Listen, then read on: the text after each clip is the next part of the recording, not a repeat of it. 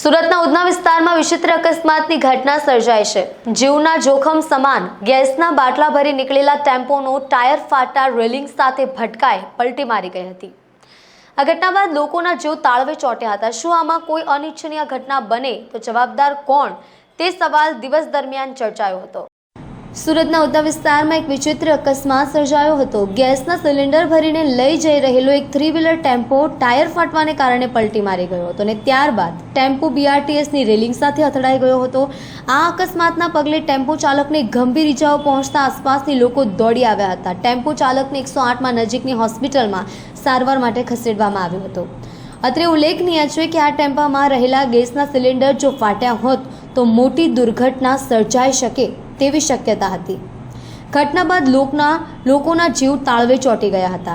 શું આમાં કોઈ અનિચ્છનીય ઘટના બને તો જવાબદાર કોણ તે સવાલ દિવસ દરમિયાન ચર્ચાયો હતો। આ સમગ્ર ઘટના ત્યાં લાગેલા સીસીટીવી કેમેરામાં પણ કેદ થઈ જવા પામી હતી।